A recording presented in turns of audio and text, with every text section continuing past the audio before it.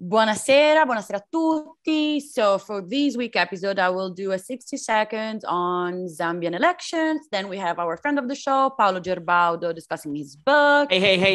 I hate to interrupt or whatever, but we need to decide as a team what's going to go on the desk. I think definitely we'll have to decide what hemisphere we want the globe on. You know, I recommend the Western. I like that. Maybe some flags, and then we got to decide about Oscar. Oscar? What's Oscar? Oscar the Puffin. The Puffin? What's the Puffin? Yeah, the Puffin's Oscar.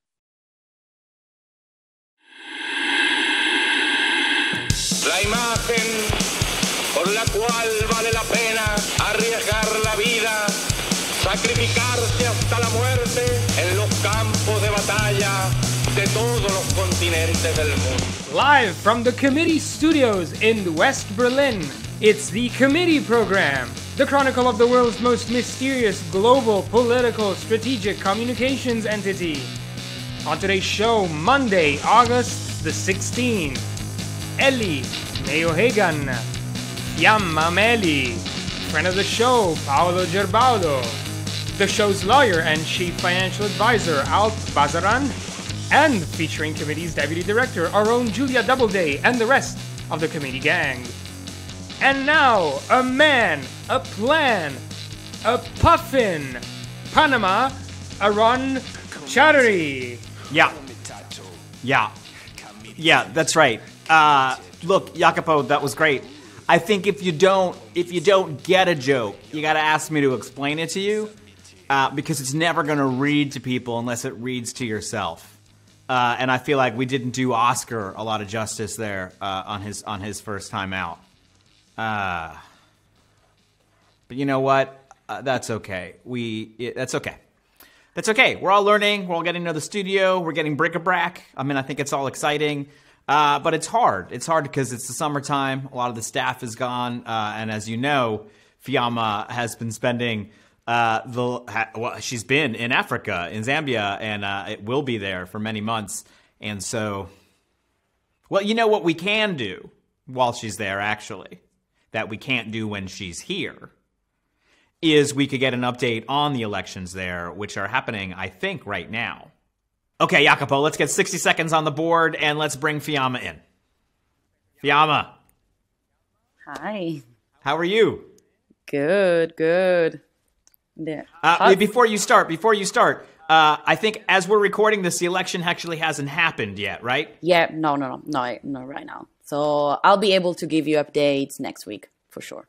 Okay, great. But you're going to give us the setup in 60 seconds. You were going to get one chance. We take no prisoners just because you're mashpuka. Doesn't mean we're going to go easy on you. Our viewers are not happy with with more seconds. Yeah, okay. I'll try to do my best. That's right. We gave Yorgos a little bit of give and take last time, and people were not into our giving. They want us to be takers and not givers. I respect my viewers. I respect my viewers, the fans. Okay, Jacopo, let's get 60 seconds on the board. Okay, 60 seconds on the board for Fiamma, and 3, 2, 1, bye. Zambia became a democratic republic in 1964 with the United National Independence Party. They transformed the country in one-party state for 20 years until the movement for multi-party democracy won the election in 1991. The MMD ruled the country until 2011 when the Patriotic Front won the election. The Patriotic Front is a center-left kind of party with a socialist ideology and is still in power with Edgar Lungu president that is running the current election against the United Party for National Development with the candidate Hakainde Hichilema. The Patriotic Front has been criticized a lot for failing to halt the depreciating of kwacha, the local currency, and for causing the first default in the African history. Also because he's been frauding the election since 2016, spreading violence among the country in accordance with the police, and also shutting down the communication all over the weekend. Whoa, perfect. Outstanding. Nice. That is great. And I believe that Oscar thinks you did a good job also. And let's not taint that. Let's go straight into Cross Atlantic Crosstalk. That was beautiful. Thank you. And we'll talk to you soon.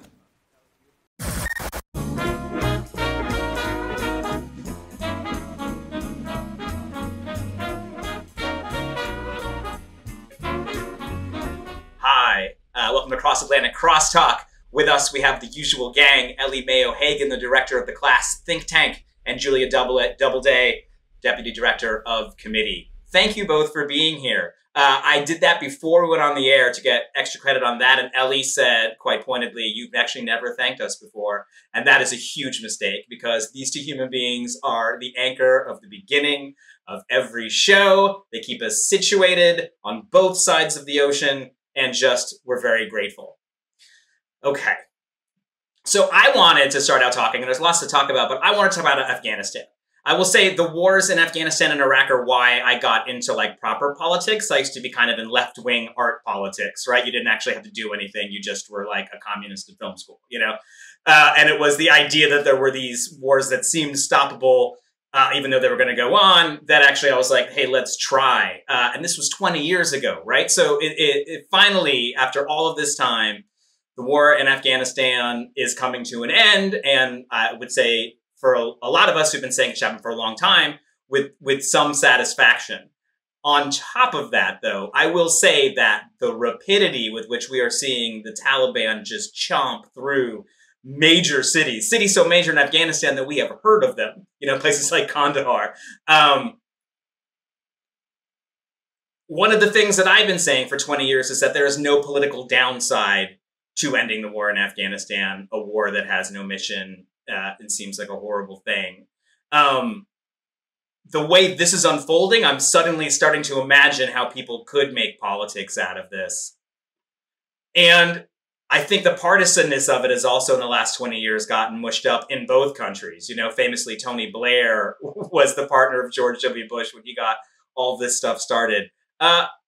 Julia, let me just start with you. I mean, you know, you were a young person when these wars started. Like, how do you feel about the end of the war in Afghanistan? And then what do you think about maybe some of the ramifications politically that cheerleaders of leaving, and I, again, put myself firmly in that camp, didn't actually totally anticipate?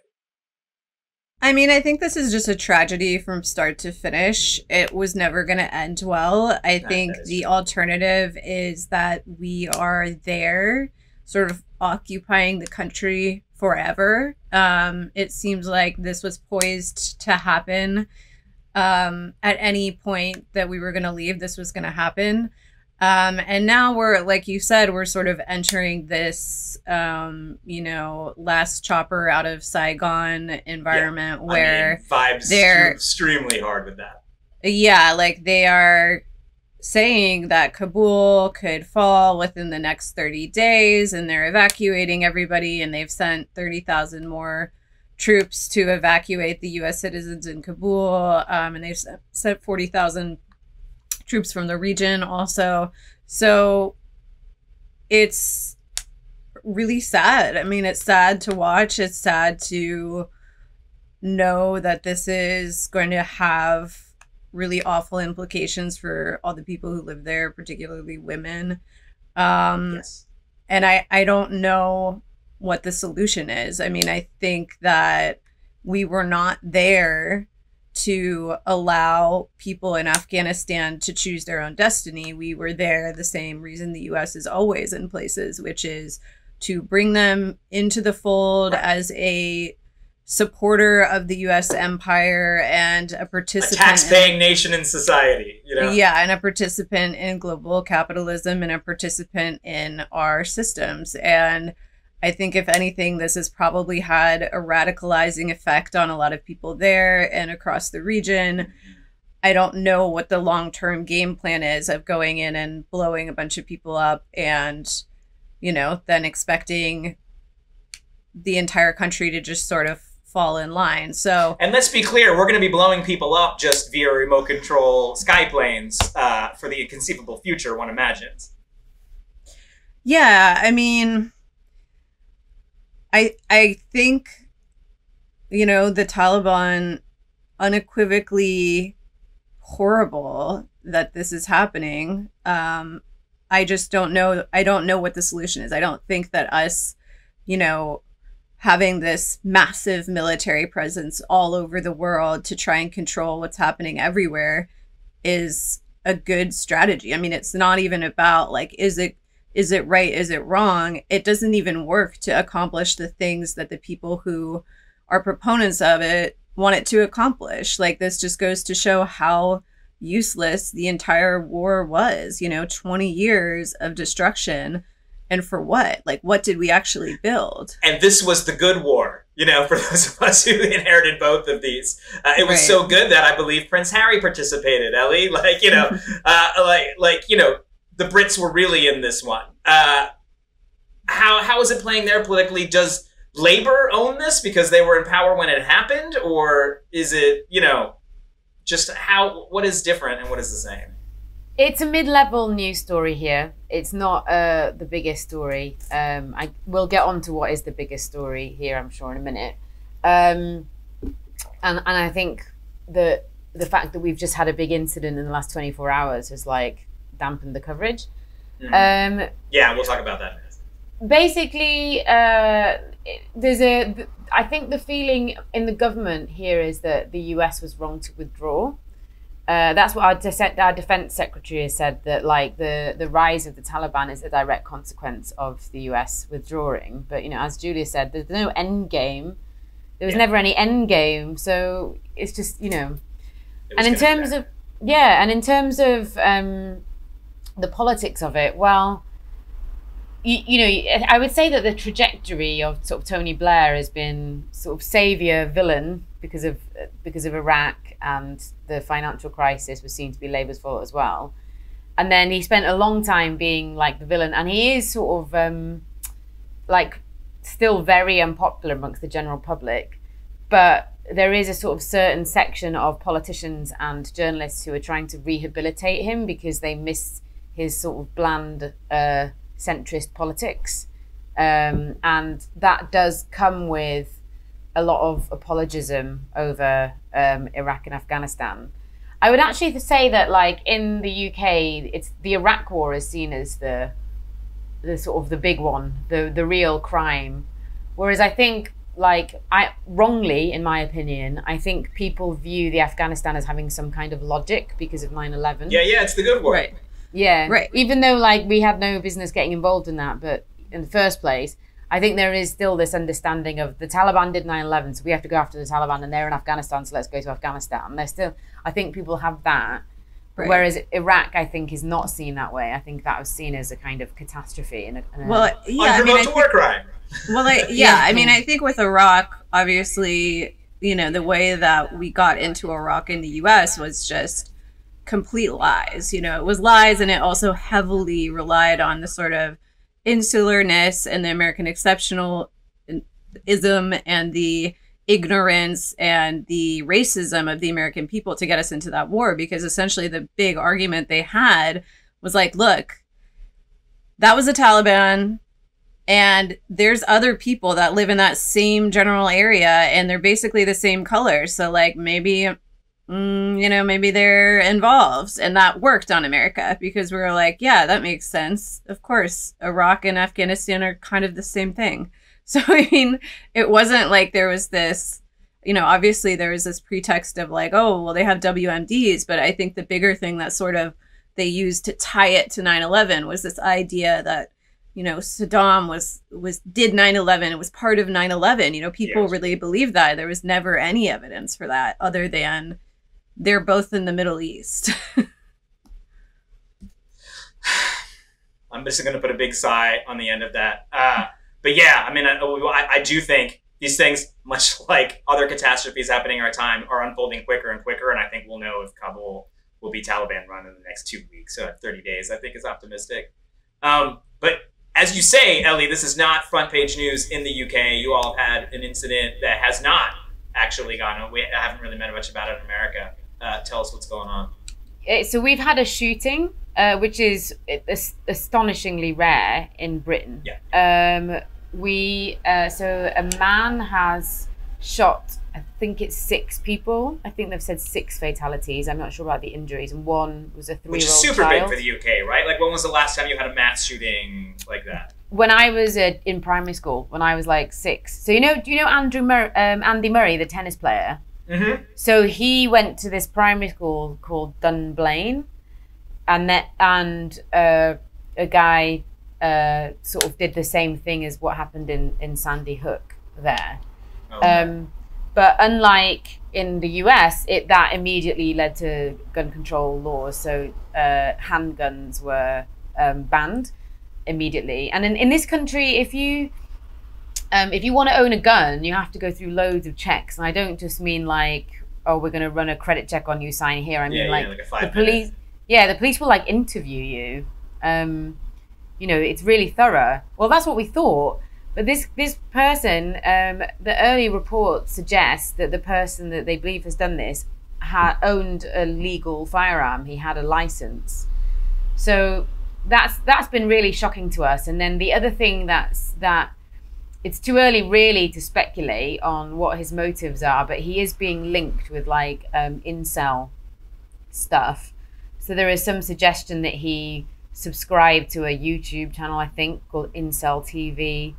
And that he posted about Incel TV sounds like not good programming. Just, by the way.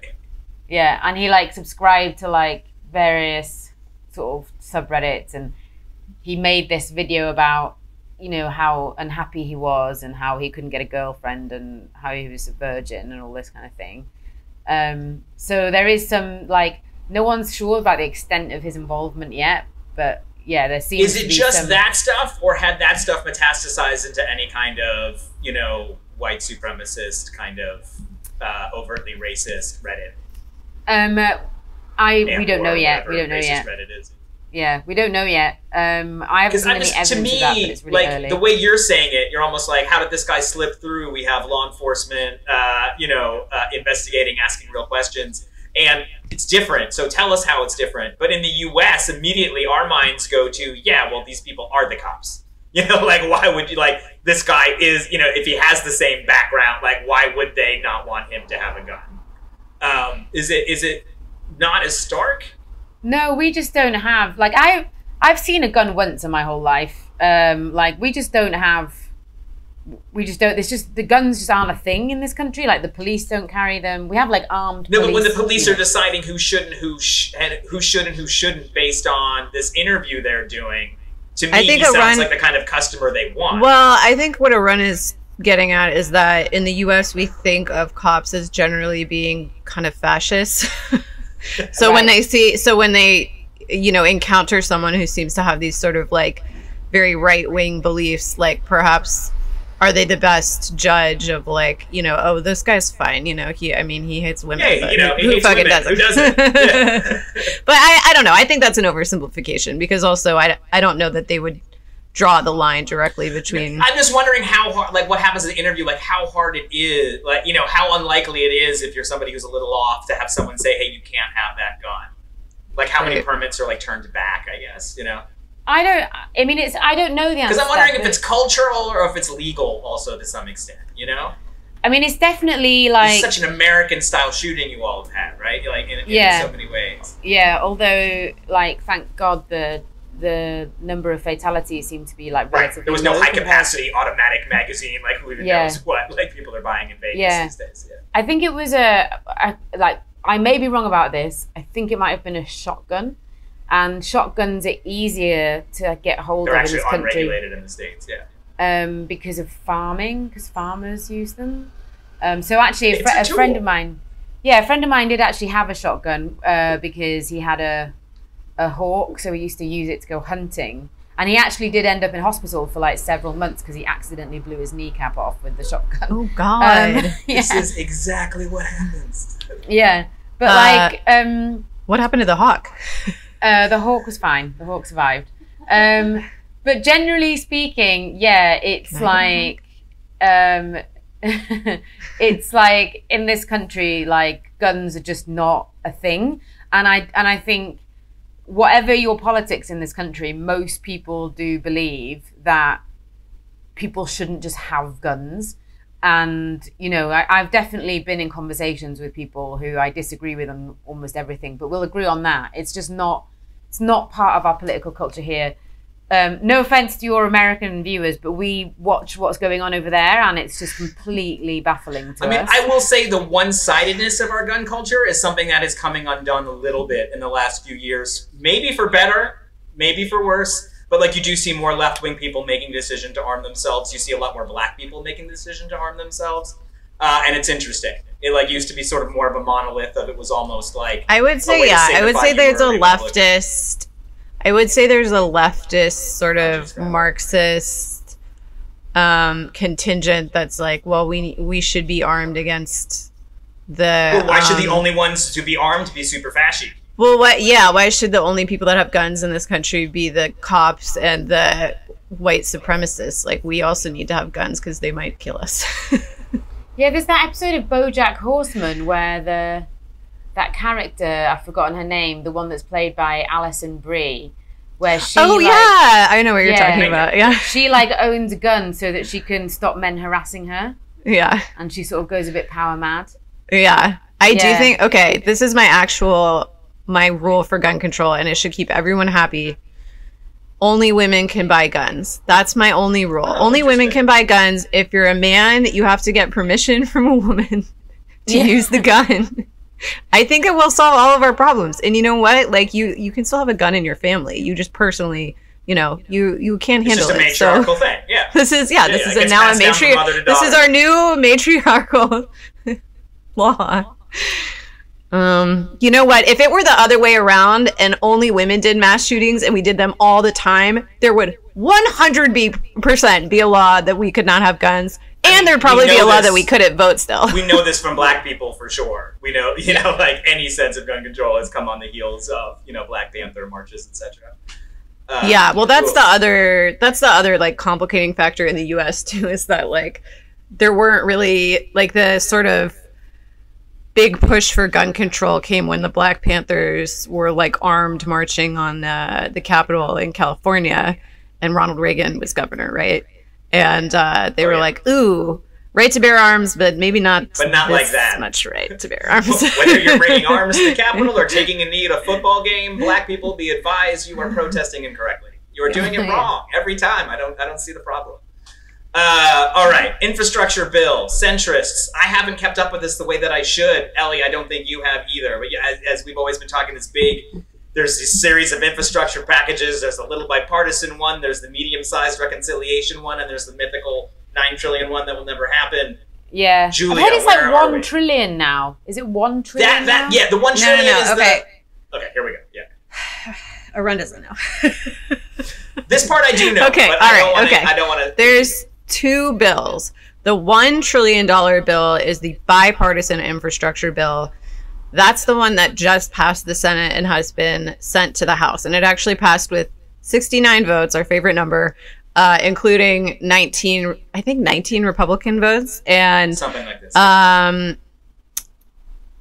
It's now gone to the House. And now the sort of battle that we're going to have is that Pelosi has said, we're not going to bring the bipartisan infrastructure bill to the floor until we pass the $3.5 trillion budget reconciliation bill.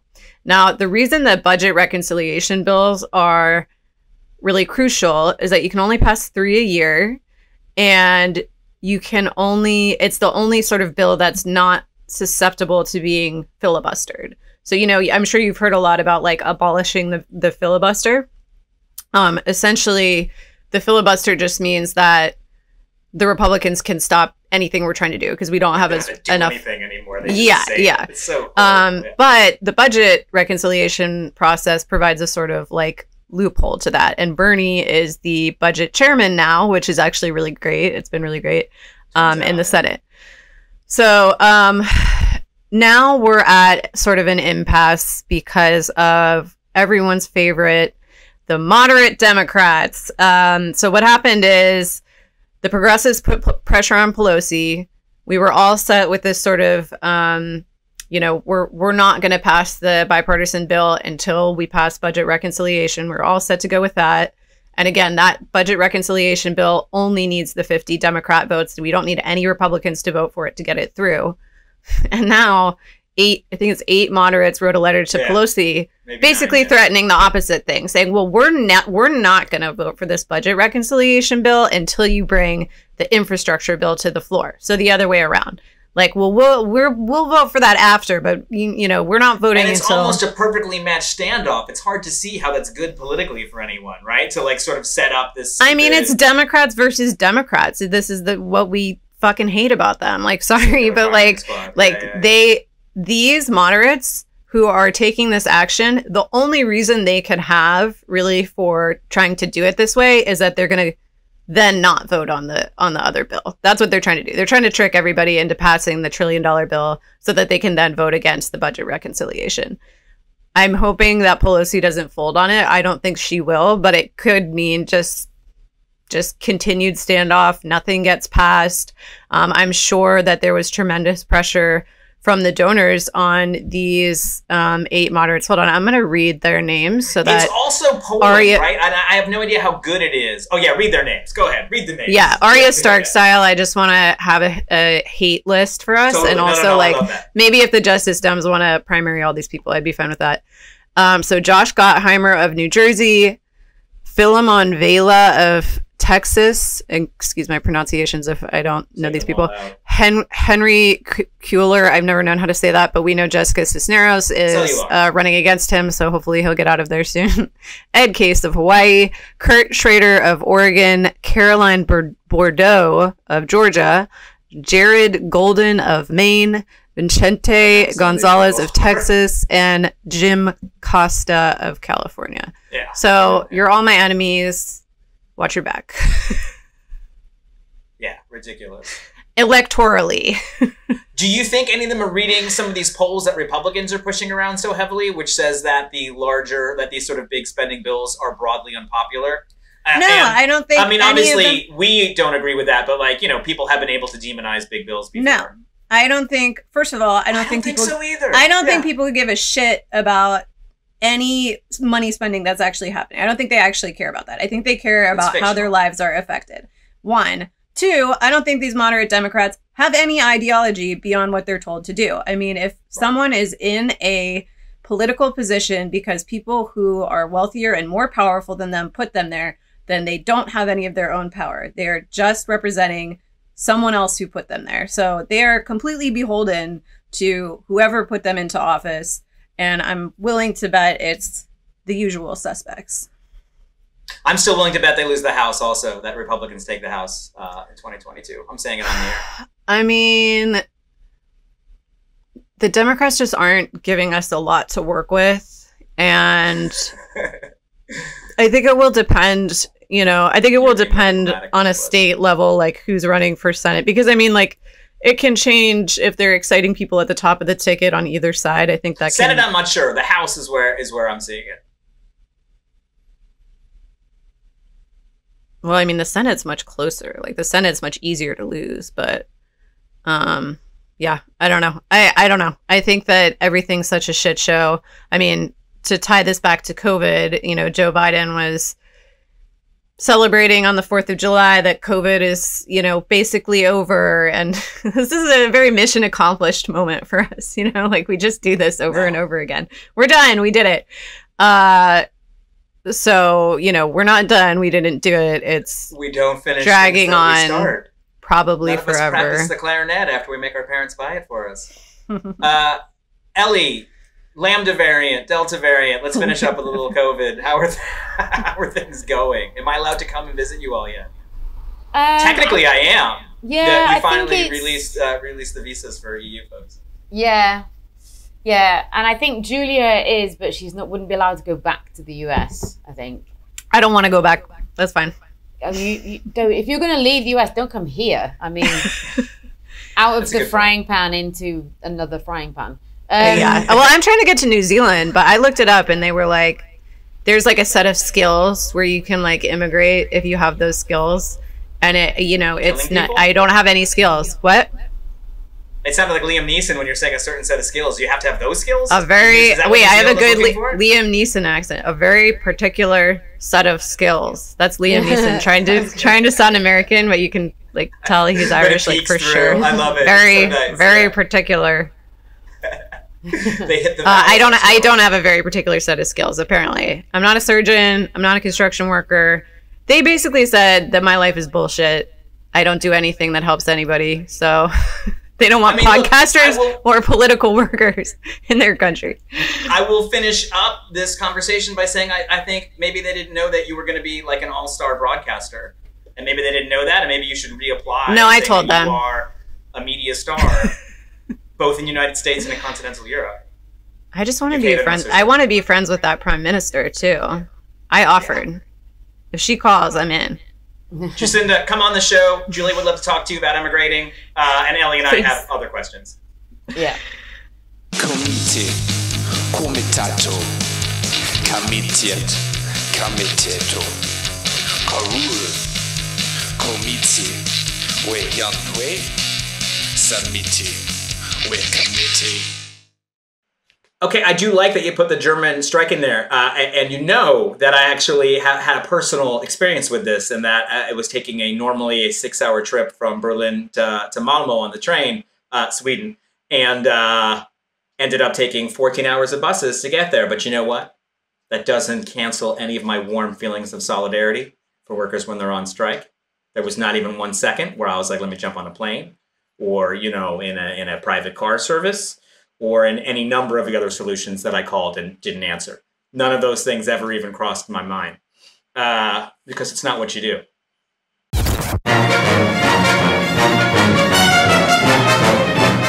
Welcome to your Global News Rodeo, a roundup of world events curated by the show's own Forrest, Lovette.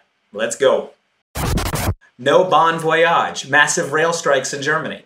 Political Europe is reporting on nationwide rail strikes across Germany. The strike comes after a payment dispute between the German trades union, the GDL, and Deutsche Bahn, the largest railway operator in Europe. The subsequent delays and cancellation wreaked havoc on commutes and travel plans. Major cities such as Berlin were especially chaotic as only 40% of rail services were available.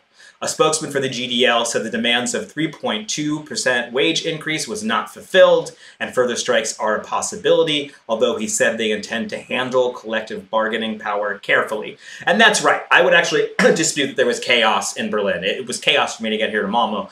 But there was not chaos in Berlin. There was just reduced service, and people who needed to get where they were going were able to get where they were going. And this seems like a very small increase. So I would just say, everybody, let's get it together. You know, remember we're essential workers? Remember how we were all into it a couple months ago? Let's do it. Item 2, it's about time. New York Governor Cuomo resigns. NPR reports, and New York Governor Andrew Cuomo has announced his resignation, effective in 2 weeks for some reason. The announcement comes after increasing pressure for Cuomo to resign, immediately I think people meant, after 11 women came forward and accused the governor of inappropriately touching them.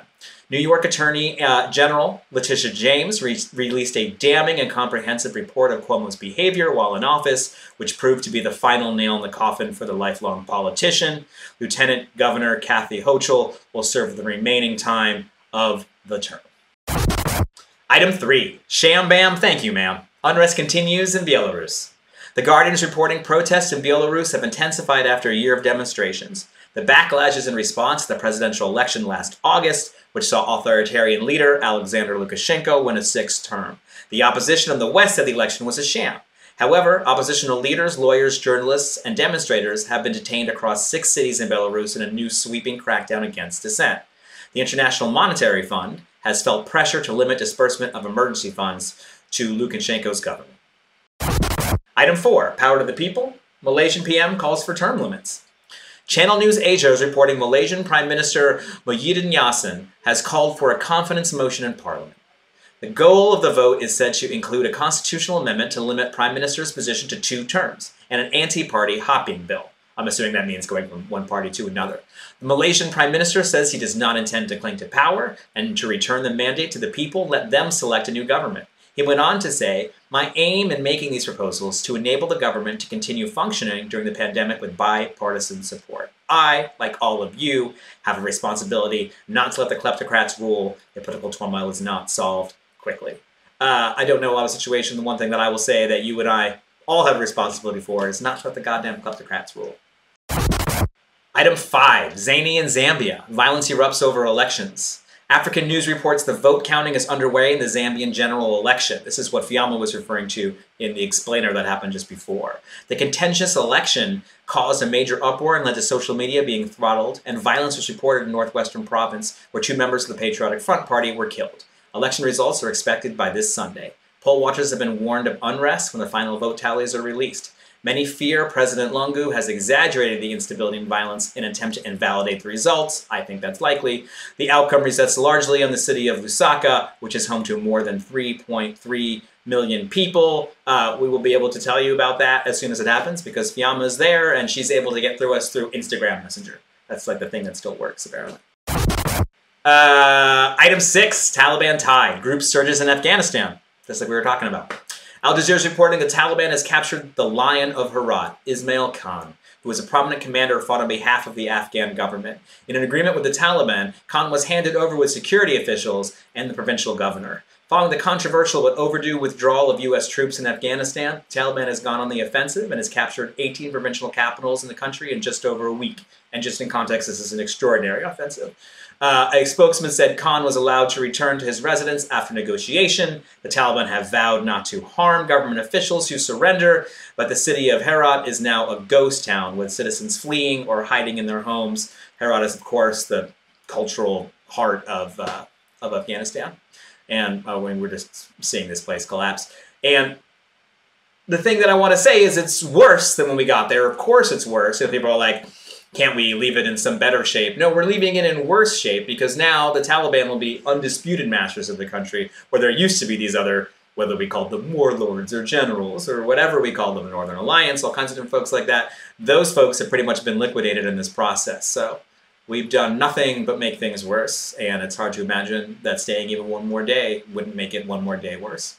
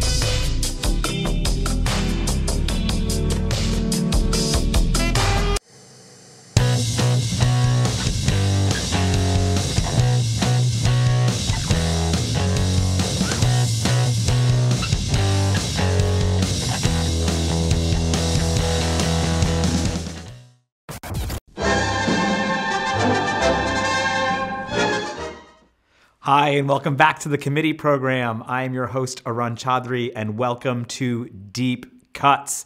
Today, we have a friend of the show on, and so let's just dive right in. The global pandemic of COVID-19 hasn't changed our politics or society so much as it has revealed what it truly is. And as we've said on the show many times before, like there are no atheists in a foxhole, suddenly there are no libertarians in a pandemic. But what does this moment mean and what comes next? And what does it mean for populism, the anti-neoliberal project that resists political classification and is as squishy a concept as I've ever come across?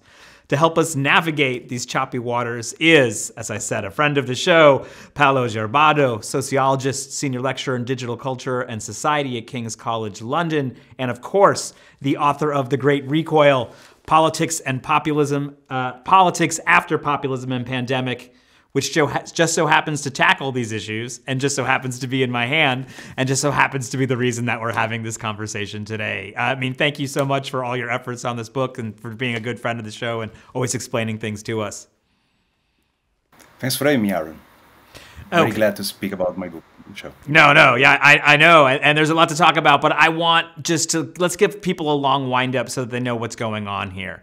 The kind of, what you're talking about is that we're on the cusp of a kind of new neo-statism, as you call it. I wanted you to define what you mean by that, but then also put it in a context of what has come before, just so that we even know what this kind of historical development means in the terms you're talking about. Fundamentally, the main argument of the book is that the state is back, big government is back, because of the failure of neoliberalism. Obviously, the state never went away, right? The state is a fundamental component of any political system, of any institutional system. It's one of the three fundamental aspects of society, right? I mean, state, market, and civil society.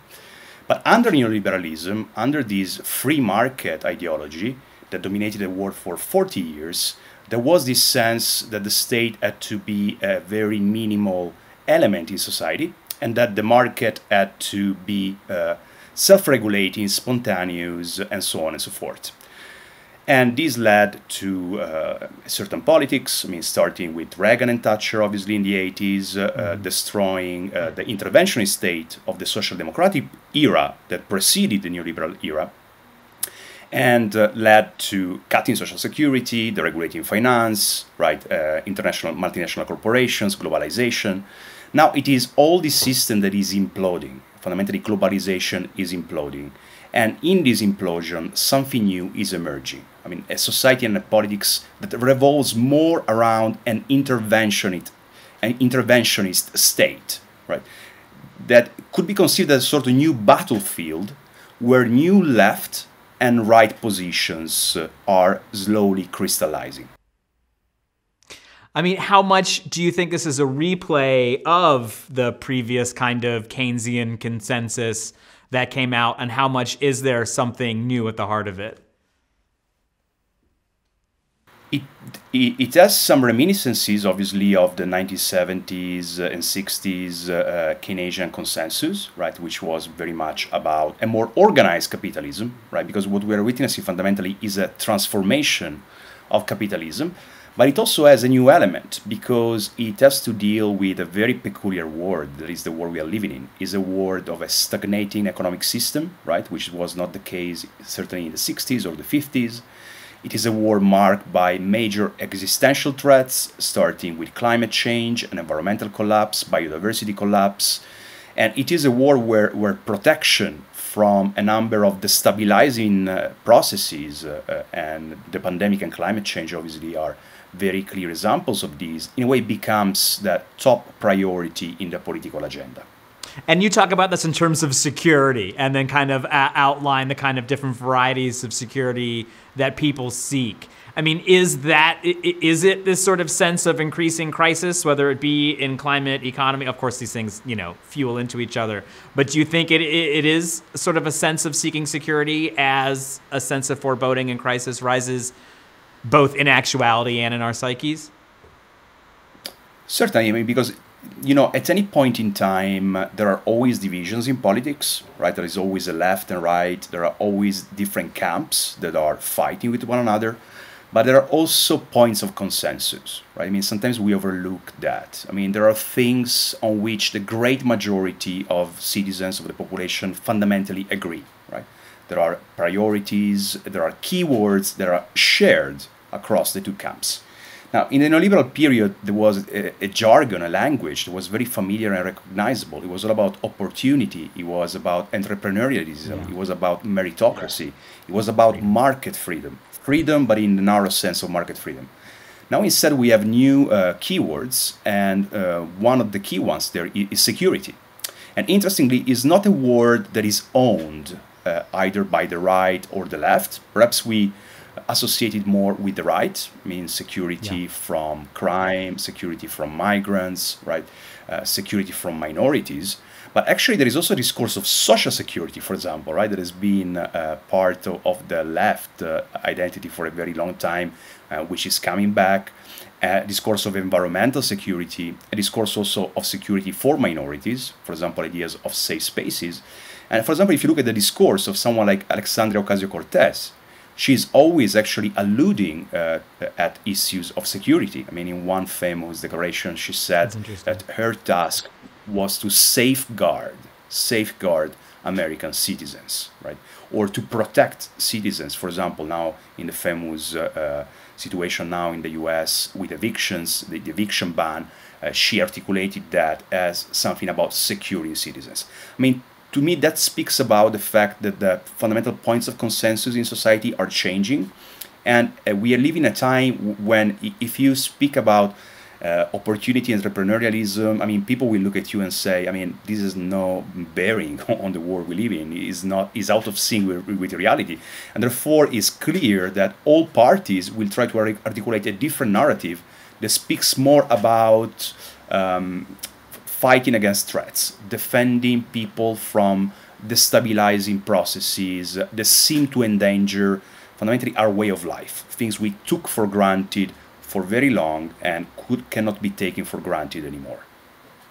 Look, there's water and there's steam, but what's really interesting is right when the water becomes steam, you know? So sorry to keep drilling down on this exact moment, but I guess I am curious, like, it wasn't like during the neoliberal period that it was in the self-interest of the working and lower middle, and in fact most of the middle classes, to be part of this globalization project that redistributed wealth in a dramatic way to the wealthy, right? This wasn't something that would have naturally occurred to anyone. It was a project probably started in the 60s, 70s, even before, but you know, people like the Koch brothers and invested a lot of money in telling stories about freedom and labor and unions and how it all should work. And they haven't stopped that. They still do that. So I guess why has this fallen on more deaf ears now? I mean, is it the pandemic? Is it just 20 years of austerity gone wrong? Is it the populist moment? But what is the what? I mean, it is many things, and one thing obviously is populism, as you say. I mean, different brands of populism, left populism criticizing the economic pillars of neoliberalism, in particular the kind of the minimal state, cuts to public services, austerity, economic globalization, and so on and so forth. The right attacking the cultural pillars of neoliberalism, first and foremost, right? Some sense of tolerance, diversity, multiculturalism, and so on and so forth. But I think the interesting thing is that also capitalism is changing.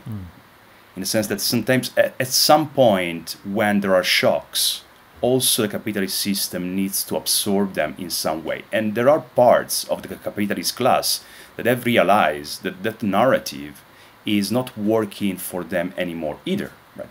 And this is, I think, also the reason why people like Biden that have surprised us quite a bit in recent months are making certain choices.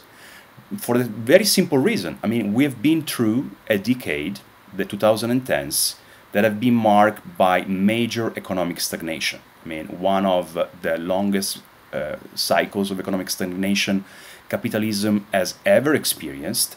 And now any smart capitalist wants to make money, ultimately, doesn't want a system that doesn't make money, that doesn't work for them either. And I think they also, to some extent, realized that the reason for stagnation is stagnating demand. Demand in terms of consumption from families, consumption from individuals is very low due to the fact that wages have been pushed down, for such a long time due to the fact that state investment has been decreasing over the last decades, which is the reason why in the US you have all this rusty stuff, right, that looks like something out of the 70s, rusty bridges, rusty subways, and so on and so on and so forth. So that is what I mean when I talk about a change in points of consensus in society. I mean, there is such a thing as ideological eras, right? And in a way, each generation has to deal with the mistakes of previous generations, and certain narratives only last for a certain time. At some point, they expire. And to me, we have now reached the expiry time for the neoliberal era. And so when you look at the U.S. and you see the struggles in the Senate over, sort of making a big dent in investment, or kind of, this is the last expression of this old kind of establishment, is trying to just sort of block investment at a parliamentarian level, country by country. Is that where you see this sort of the big business pressure now? Yes, I mean, certainly what we see with Biden is a scene of contradiction, in the sense that the initial plans, particularly the infrastructure bill, was very ambitious. And now, just yesterday, if I'm correct, finally the so-called bipartisan infrastructure bill was approved. It is a very watered-down version of the initial promise, though there is still something in that. Now, obviously, technically, we will need to see what the reconciliation bill will carry, and what centrist Democrats, to what extent they will resist more ambitious plans being carried forward in the reconciliation bill. I mean, certainly there is strong resistance from the base of the Republicans, obviously from some sectors of business that stand to lose out from this change in political economy. Yet at the same time, I think there is a certain critical mass also within certain sections of capital. I mean, obviously, they don't want this new kind of post-neoliberal world to be something nice or good for us. I mean, obviously, that is not the idea. That is not the idea that they have suddenly become generous and that they are correcting their mistakes. But I think that there are some sections of business, too, that look at globalization, look at neoliberalism, look at this idea of the free market and say, I mean, this is not working. And that also realize that with this situation of stagnation, the economic driver in coming years is going to come a lot from public procurement, from public investment, right? I mean, let's think about people like Elon Musk. Elon Musk makes a lot of money out of NASA procurement, right? That's not the typical neoliberal enterprise model, making money out of the state. Same thing for the recovery fund in Europe, right? I mean, now there are many companies that are lining up trying to get some money from the state. Again, is a statist word. I mean, an interventionist state is a word of the interventionist state, which doesn't necessarily mean social democracy, much less socialism, but is a very significant change in the balance of power, the balance of forces, the battlefield. Ultimately, again, I think that's a good metaphor where things play out, and that is going to be more the case with climate emergency intensifying. I mean, in Germany, we're seeing that with the CDU, right, the right-wing party that has been long, perhaps the most hawkish fiscally and monetarily in all the Western world, now starting to make some concessions. I mean, some limited concessions, but still concessions. Also, in the aftermath of the major floods we saw in Germany, I mean, when you see these environmental disasters, it's very hard even for them to go to voters and say, hey, we don't have the money. We don't have the money to spend in order to secure your home, to secure your roads, to secure your railways. Also because people know that there is tons of money floating around. I mean, the problem in our society is that there's too much private money floating around.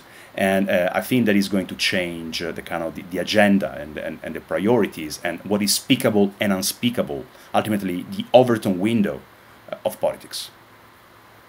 And then how do you see it sort of just the political landscape mapping itself onto this new order, right? If it is a question of in relationship to the state, whether or not how public versus private the partnerships will be, right? Like how much it is a partnership between companies or how much it is actual state-owned property maybe on the other side. Like, do you feel like this will kind of rearrange some of the, for lack of a better term, odd bedfellows that we find in the political parties. You know, for instance, Democrats in the U.S., you have Silicon Valley and trade unionists together in the same party, right? This is sort of, you know, not a natural situation. Will there be reordering based on this? I mean, in the book, I propose a triad to make sense of current political positions, more kind of ideological positions, right? I mean, at the center, you have the neoliberal center, which is what was the kind of old point of consensus. And still, obviously, there are people who are very enthusiastically pro-free market, including partly Biden and people in the Biden administration. Then you have the nationalist right, a new nationalist right, and a new socialist left as ideological positions that have been emerging in the 2010s, fundamentally, as a result of political polarization, in a way that political space has opened up at the margins, right? And then you have different concrete political actors situated in between these 3 points. Again, kind of the Biden administration is trying to juggle, right, its position between neoliberal free market views and the new socialist wing of the Democratic Party that has become increasingly influential, especially among young people, and that looks much more on sync with contemporary reality. I mean, that's why Biden is doing that. And I think it's been quite smart, actually, at doing that, compared with other people, compared with his social democratic counterparts. Say, for example, in Europe, let's look at the UK, where Starmer has fundamentally purged the party from all the people of the Corbynista guard, but in so doing has also deprived fundamentally himself of forces, of energies, of support, and that is going to has already cost him, right, a lot in elections. And these new left and new right both articulate different visions of protections and security, right? I mean, in the book I use the term proprietarian protectionism on the right, because the main concern of the right now is protecting wealth and protecting established and dominant position. Established and dominant position in global trade, established and dominant position in terms of the internal economy, to fend off attempts to redistribute some of the economic resources in society. And at the opposite end, this new socialist left instead is about social protectivism. It's about reinstating fundamental forms of social protection, safety nets, public provisions that are a fundamental support system in society, as well as protecting people from environmental collapse, which, as we know, is something that is not going to hit everyone equally. Rather, it's going to be very diversified. I mean, the rich are going to continue more or less with their ways, while it is the poor that are going to suffer, and what the left wants is instead providing some raise the floor, right, of social conditions so that people are not drowned, as it were, by the flood that is coming in the coming era of floods, which is not just metaphorical, but unfortunately it is also very literal. And do you think the kind of energy behind the populist movements that we do see, I mean, I think, and as you rightly bring up, they come in many different flavors, right? There's Podemos's sort of left-wing anti-austerity, or there's versus a movement like Trump's or Cinque Stelle, which sort of is more ideologically flexible.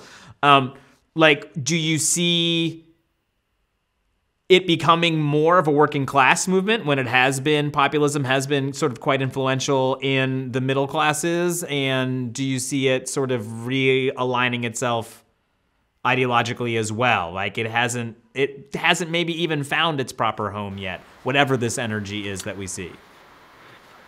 Yes, I mean, in a way, the book is an attempt to go also beyond the debate on populism, in a sense that I think it was very useful a term in the 2010s, because it captures something that was going on in the political arena, namely this widespread and fundamentally cross-party discontent about the neoliberal settlement, and led to the most diverse kind of phenomena, right? I mean, protest movements, Occupy Wall Street, then the Gilets jaunes, and many others.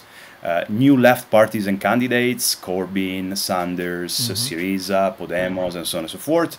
Then, especially in the second half of the 2010s, right-wing reactionary populism, Salvini, Bolsonaro, now Meloni of Brothers of Italy, Trump, obviously. And the problem for me, in a way, theoretically, was how often it returned a false representation of all these different positions as having something substantial in common, which was obviously not the case. And also how the term populism was used by neoliberal ideologues, such as Yasha Monk of Tony Blair's Global Institute, or whatever it is called, saying, hey, Evo Morales and Trump is fundamentally the same thing, which obviously it is not.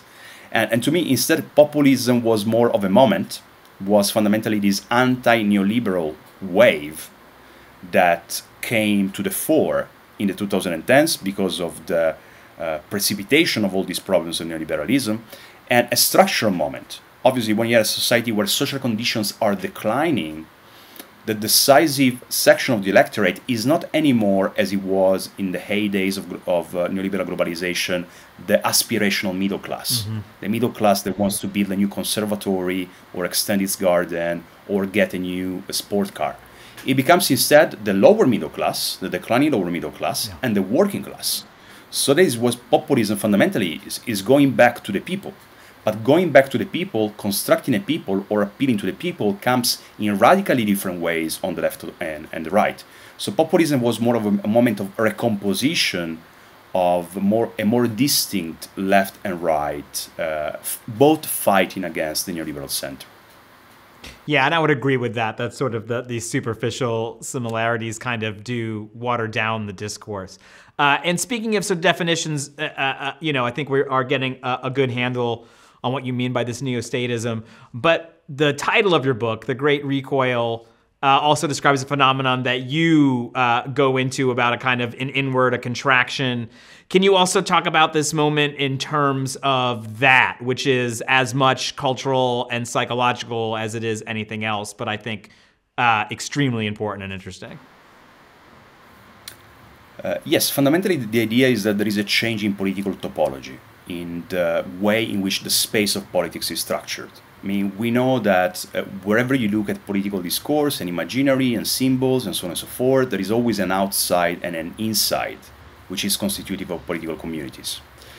With neoliberalism, the sense, the rhetoric was outwardness, was openness, was going out, was so-called externalization, right? This recurring term. Think about outsourcing, right, of labor to sub-companies, out-contracting, offshoring. There was this idea or externalizing costs, which then was actually the reality behind many of these practices.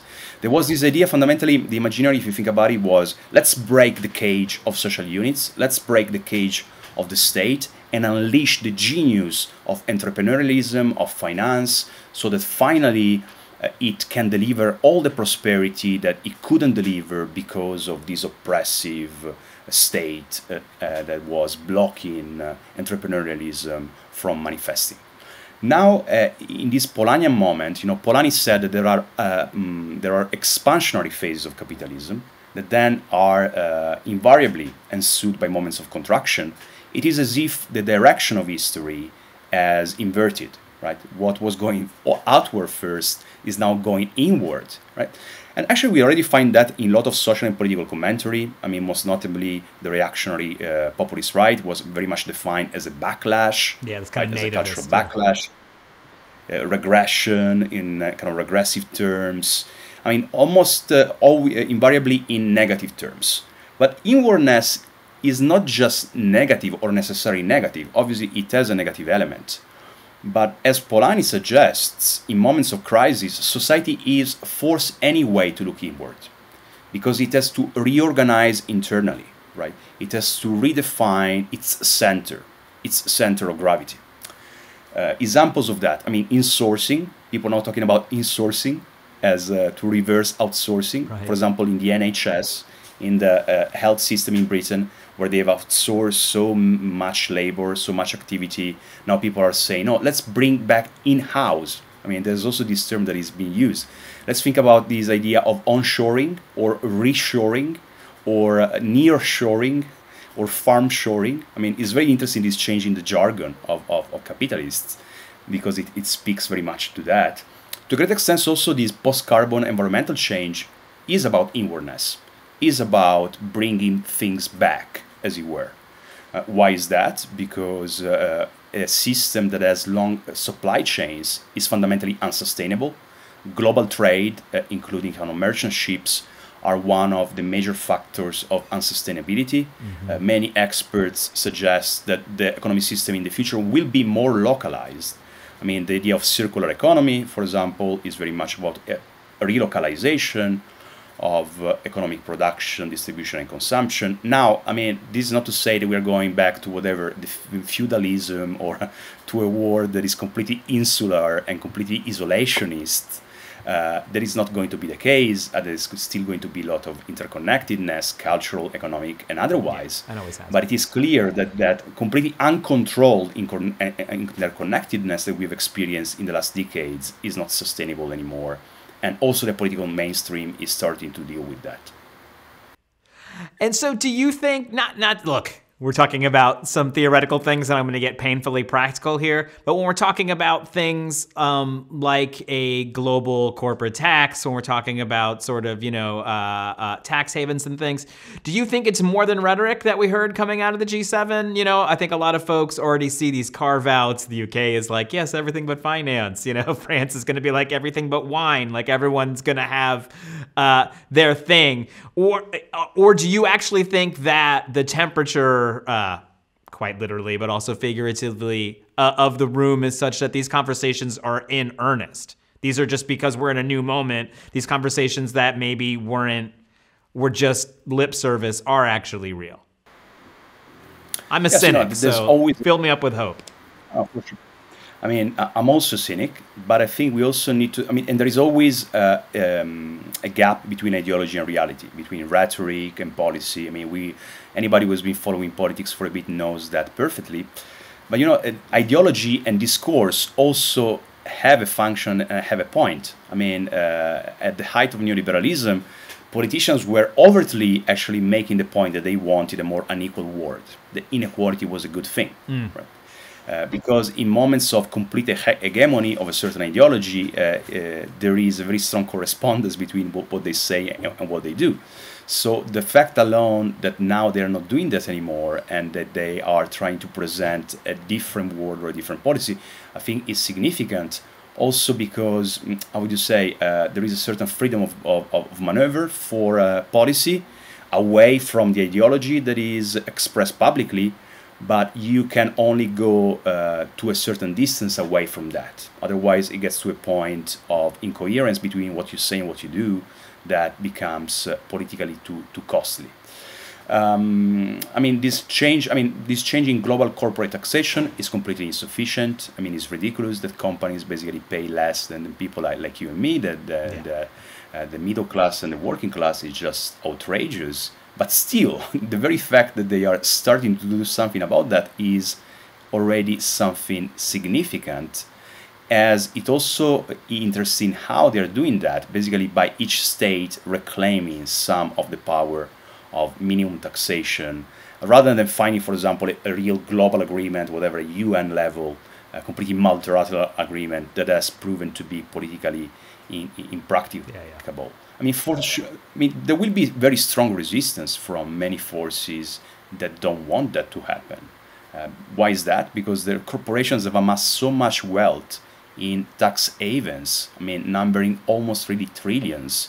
$500 billion Apple, $500 billion Google, and other companies. Now imagine, we know from history, right, that once the super rich amass a lot of money, they are wealth hoarders. That's what they are. They don't want to give it away. They don't want to give away one penny, because they know that if they start giving away one penny, that has a demonstration effect, and people will ask for much more than a penny. Yeah? Yet at the same time, it is clear that this is politically unsustainable, right? That the public, and I think opinion polls, Gallup, many recent opinion polls really show that.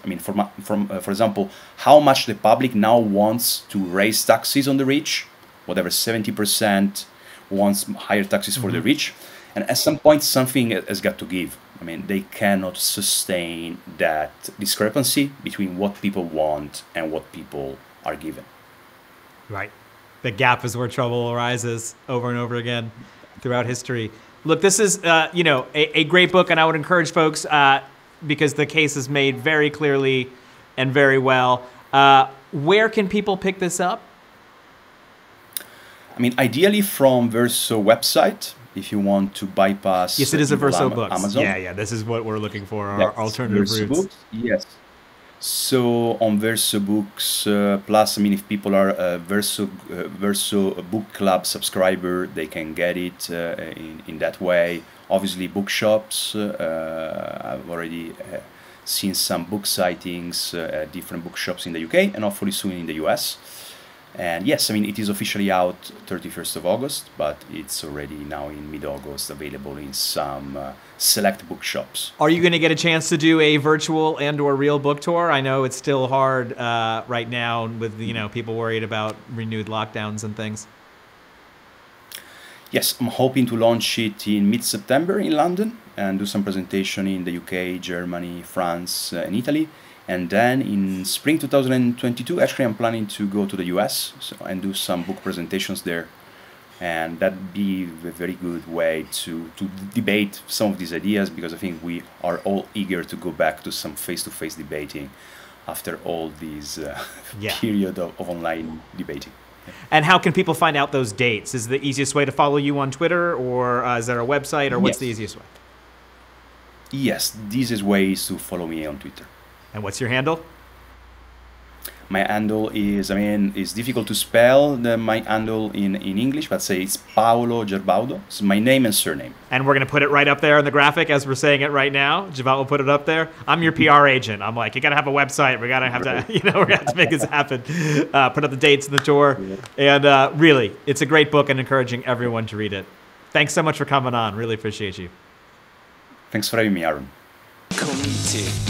Comitato, Comitiet, Comiteto, Karul, Comitzi, We Yantwe, Samiti, We Committee.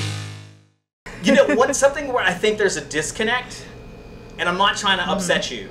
Sometimes I think there's a disconnect between the subject matter of what we're talking about, maybe ordinary working folks, coups in other countries, imperialism, and the way you say the vowel A, which seems a little aristocratic to me. It's a little Marianne Williamson, and I'm worried about. What do you think?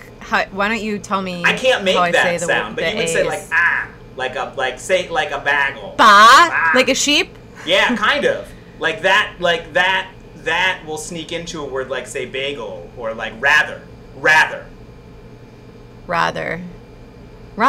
See, you said rather, and I said rather. Rather. You said rather. That's how you say it, like right? R-A-H. I'd rather like not have this conversation. Like rather. Okay, I'll try to fix my accent and sound more blue collar for you. Or I can just take it up a notch if you'll be willing to teach me.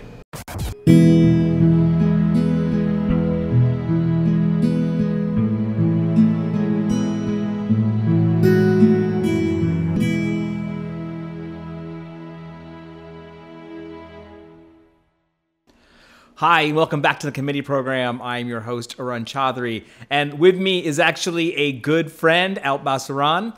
Hi, Alp. I know him as I'm good. It's Sweater Sundays, which is going to be a new name for like the segment. We'll do it on Sundays, and I'll wear maybe the sweater. I like to sort of brand things and then just keep drilling in on it, as you know from working with me when you ran for Congress in New Jersey as a progressive candidate.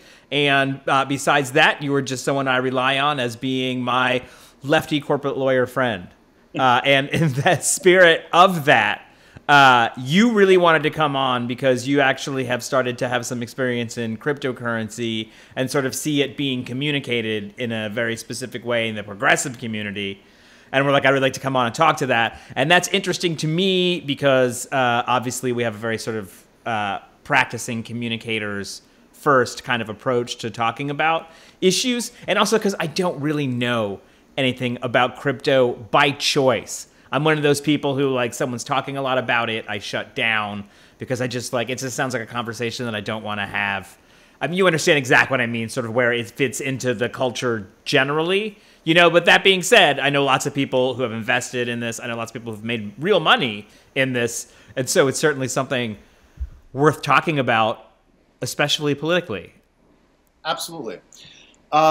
So, you know, this is in the news all the time at this point. You know, after my political campaign ended, I refocused back on the company I created, Aslan Capital Advisors, and I'm still active with Aslan Capital Advisors, and we've been looking into the crypto space heavily, and some of the things in the space have bothered me. Oddly, not as a former practicing lawyer, but more as a former progressive activist who was in the streets knocking on doors, trying to, you know, get elected to Congress and trying to get a lot of progressive policies pushed through.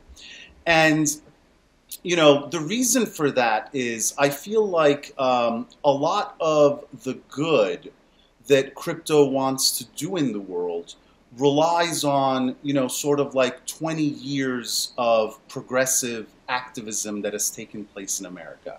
And let's talk about that, you know, before we get into that, maybe I should first sort of put a caveat that, you know, the cryptocurrency sort of industry, if you want to call it that, it's only a sort of $2 trillion market, maybe $1.7 trillion.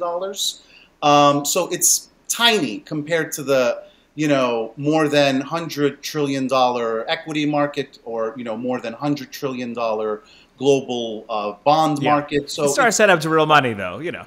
1.7 trillion is a real number of some kind. But it is a real number. And, you know, what's interesting about that number and what sort of is getting my antennas up is that ever since we started doing work in the space, you know, about a year ago, since my campaign ended, we've been looking at sort of who's investing in it. And a lot of folks that are being targeted by sort of crypto exchanges and people active in the cryptocurrency industry are, you know, they're targeting tech-savvy millennials. They're targeting the under 40 crowd as investors, right?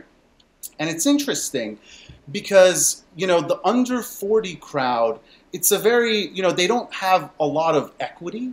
You know, they have a lot of debt, student loan debt. They are, you know, a generation that perhaps graduated high school in 2000, 2001, 2002. So when they were growing up, America was very different. You know, it was very optimistic, if you will. Ralph Nader was not very popular, right? I was a big fan of his, but he was not very popular. And, you know, the biggest issue in the presidential debate in 2000 was, you know, what's going to happen to this giant surplus, right? And for those of you who are younger and watching this show and have no idea what that is naturally, a surplus is when, and this actually happens, you know, a country sort of has money in the treasury instead of a ton of debt. You know, America was there in the late 1990s, and the future looked very bright, right? But what ended up happening was we had 20 years of economic destruction after that, right? We had 9/11, we had the Iraq War, we had the 2008 financial crisis. So we have an entire generation of people under 40 who, yes, they're very tech savvy, but they haven't. I mean, I would say that money also was distributed in a new way in the 90s. It hadn't been, say, in the 70s by the kind of, you know, more centrist approach, business-friendly approach of the Democratic Party, you know, less labor-friendly. Absolutely. But what I'm trying to drill down on is that the under 40 crowd, you know, they're very tech-savvy, but they're very also inexperienced in handling money, right? Because of the economic destruction of the past 20 years, you know, there just haven't been that many jobs to go around. They don't have, you know, my generation, the under 40 crowd, not many of us are homeowners. Many of us don't have cars. You know, we don't have that experience like our parents or grandparents of, you know, with your wife, you go to your local bank, you take your a middle loan, class job, you can read have a all the family. documents, you sign the dotted line, you get a house, then you get a car, and then you got to be very careful about your payments.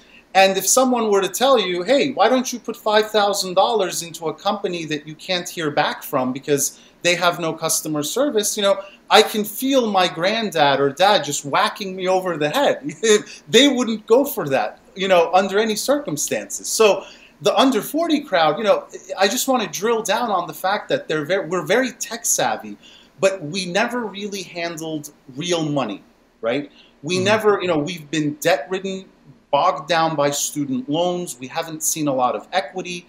And we all sort of, our generation as millennials and under, we accept as fact that the rich are going to get richer, that the poor are going to get poorer, that the system is rigged. You know, even when I talk, and this might surprise you, to people who are conservative on the right, they actually agree with this worldview.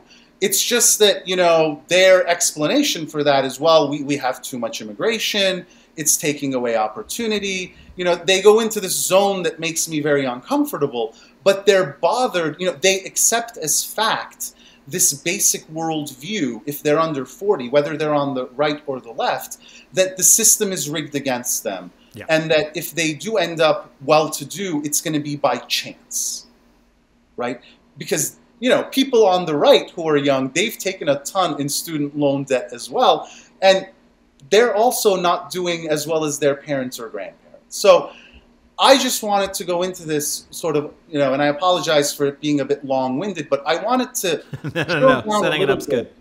On the culture and the zeitgeist of what it means to be under 40 in America, so that we can get to the psychology of, you know, what cryptocurrency exchanges and people in the industry are trying to do.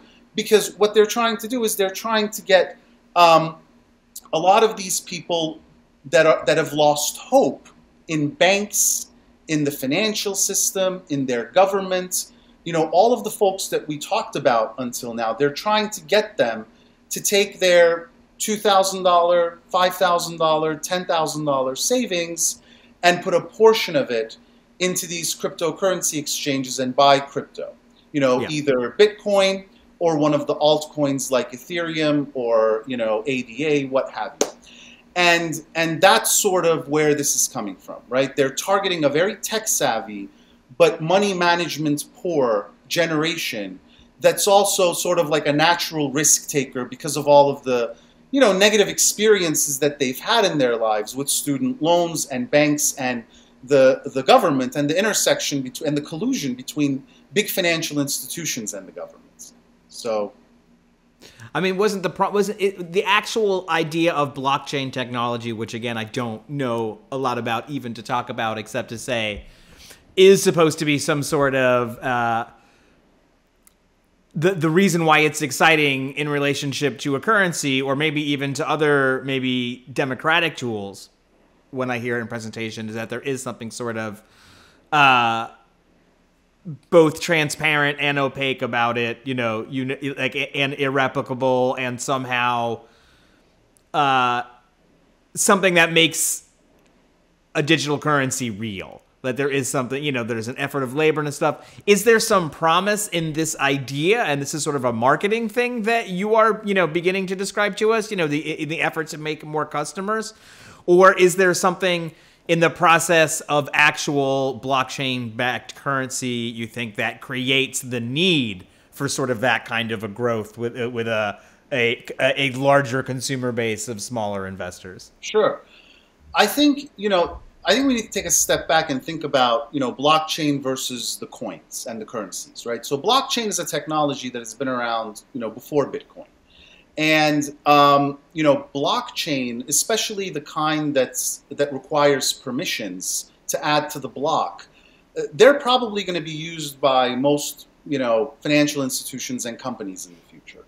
The blockchain technology, that sort of idea of a decentralized ledger that can be validated across multiple platforms and can lead to future efficiencies.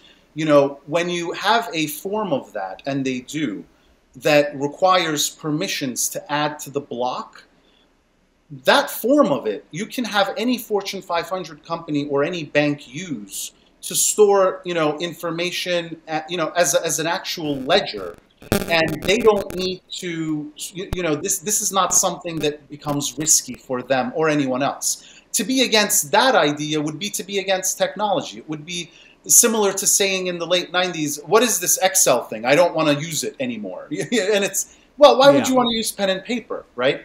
And is there a way that it should be applied to currency, or that's where so it that's gets... the thing. I think we need to separate that technology, which a lot of companies like, MasterCard, Visa are getting into, the depository, I think DTC is even trying to use that technology to make sure that its ledgers are modernized and stored more efficiently.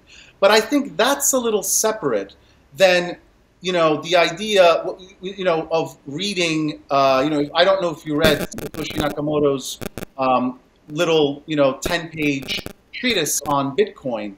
But that idea of a digital currency, of a decentralized currency, is, removed from the technology. You can make use of the technology. I'm extremely bullish on the technology. We're trying to get into venture investments with respect to that technology, but doing that other thing that we do in Aslan Capital, which is trading on the coins and the currencies, they're two completely different things. And the other issue is, with the technology, you're getting sophisticated investors to invest in it so that the technology grows. That's different from trying to get mom and pop investors and people who really, they're not professional investors, they're just ordinary people, retail people, trying to get them to invest in these currencies and exchanges is a different story. So one of that requires heavy marketing. One of that requires, as you said, trying to get the product to be more popular and trying to increase the hype. And a lot of these people who are in the field do that. They use influencers, they use celebrities, they use the idea that, our news cycle is now broken in order to propagate their propaganda on crypto. So I'll give you an example of what I mean by that. A news story came out that Amazon was going to accept Bitcoin by the end of the year. And it shot up the price of Bitcoin and other cryptocurrencies, including Ethereum, significantly. The minute I read that article, I realized it was fake. It was fake news. Because, first of all, the article had some funny things in it, like the order came from Jeff Bezos himself that Amazon is going to accept Bitcoin by the end of the year. It doesn't sound like the communications department of Amazon. It's not the CEO of anymore. And there were other things in it, like it didn't mention anything about KYC or AML, so I started thinking as a former practicing lawyer, how is Amazon going to institute know your customer or anti-money laundering provisions, and how is it going to do that on a mass scale unless it wants to become the world's largest laundromat, money laundering machine, right? And it's impossible for them to do that in a short period of time. So the news was clearly fake, and yet it was on Reuters for days. It was everywhere.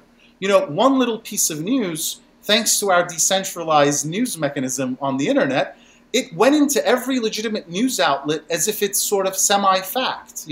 No one actually drilled down on it until, AP, it was the Associated Press that kept propagating this. Reuters was one of the only news outlet that sort of called Amazon and tried to get to the bottom of what was going on and realized it was fake news. Now, this broken news cycle, coupled with celebrities, influencers, fake news, this is all just increasing the hype and getting people to invest in the field that really should have no business investing in the first place.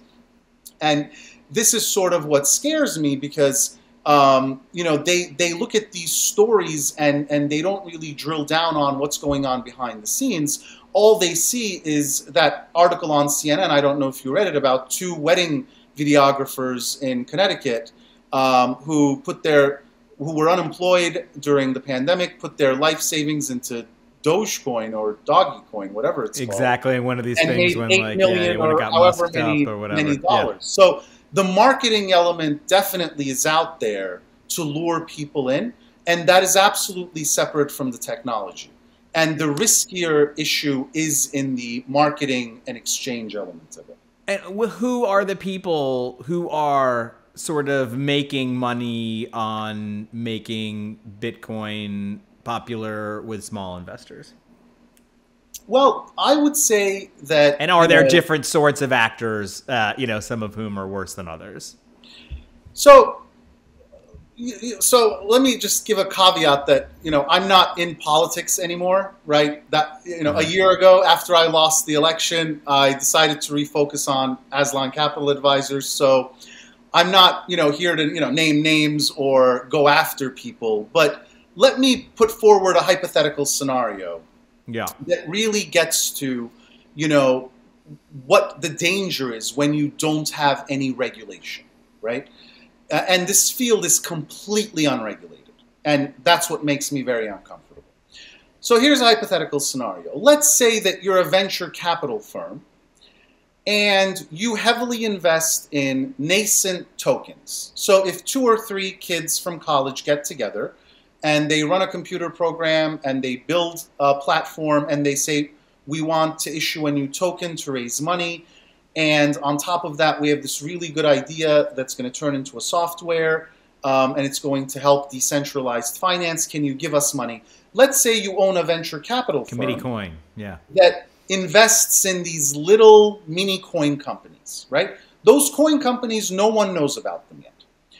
Let's say you also own a news outlet that's wildly popular in the crypto community that focuses on what the new coins, hot new coins are out there, or what's going on in the industry, and so you just push little ones up and just sort of shave the margins off. And they start writing articles about some of these new coins out there that the owner of that sort of company is invested in indirectly through a venture capital firm. And then let's say that same person or group of people are invested in an exchange, a cryptocurrency exchange. And, once those tokens become popular enough through all of these news articles, they get listed on the exchange. And now the news is they're so popular, they're so successful, what they're doing is so amazing that they got listed on a major exchange. So their value increases even more dramatically. So when Elon Musk is doing this on a grand scale with like Dogecoin, right? When he's doing this on a really big scale, is he doing that because he sees other people doing this and is like, oh, that's a good gig, I can do that with the doggy coin? Or is he actually somebody who's actively working with other people who we don't know because they're not as famously annoyingly smug and horrible as Elon Musk? So who knows, right? And that's the point. So the point is we don't know. As small investors, as sort of people who are not holding 10% of the Bitcoin in the world, we have no idea what's going on. For all you know, the hypothetical scenario I outlined could very well be true, and the venture capital firms and the news outlets and the coin exchanges can have owners at the very top that are related parties or very similar to each other.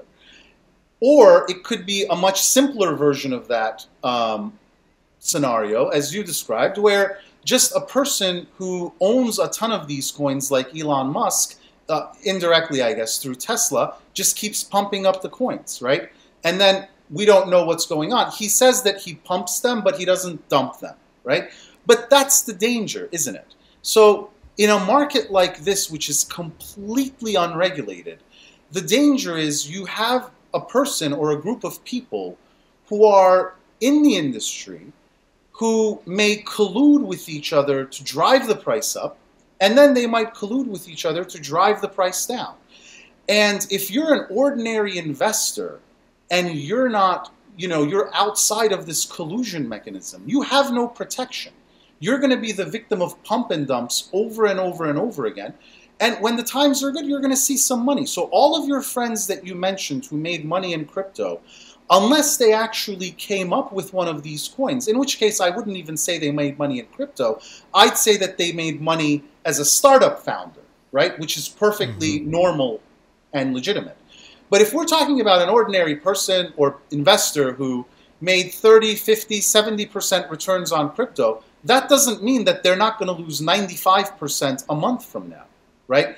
There's no scam in the history of the world where all you did was lose money. Even Bernie Madoff's investors saw good returns before they lost their shirts, right? Yeah. And, you know, just to give a sense of the sort of craziness that's out there, you know, I was in the middle of, so just in full disclosure, I sold all of my holdings very recently. Like after this last jump over the past few days, and even like for weeks before then, I've been selling and selling and selling. And now I'm finally completely out and we're waiting for the next dip to get back in.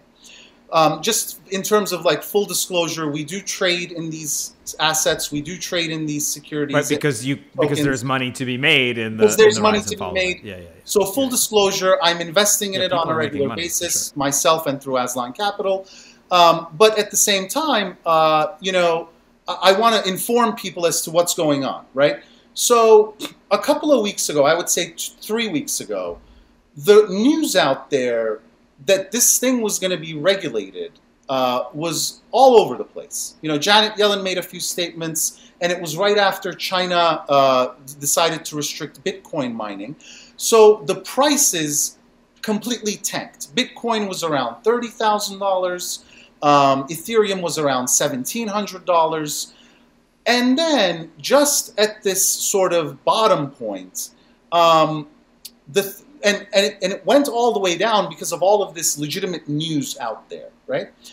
And then there was a conference on coins, and Elon Musk and Cathie Wood, people who are already heavily invested in this product, right, started saying super positive things, which you would expect, right? I mean, if someone is heavily invested in a product, there's nothing more natural than them speaking positively about that product, right? Because it increases their net worth. But the market turned on its head, and the prices started increasing dramatically. And then this Amazon news came out, which is fake news. I mean, it was completely false, and anyone who's sophisticated, the minute they read it, knew it was false. But it got everywhere. Every news outlet started propagating this idea that Amazon was going to accept cryptocurrencies. And so the market started flying again, right? Mm-hmm. And when it turned out that it was fake news, when Amazon denied the report, the market continued to go up. And then a couple of days later, this infrastructure bill came out. And the minute I read that infrastructure bill, and ever since the Amazon fake news issue, just in full disclosure, the minute I realized that someone was trying to pump this currency, I started getting out. Because I don't want to be part of a pump.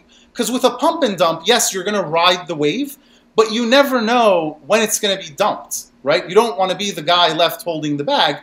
So I started decreasing crypto holdings as soon as I realized that the Amazon news story was fake.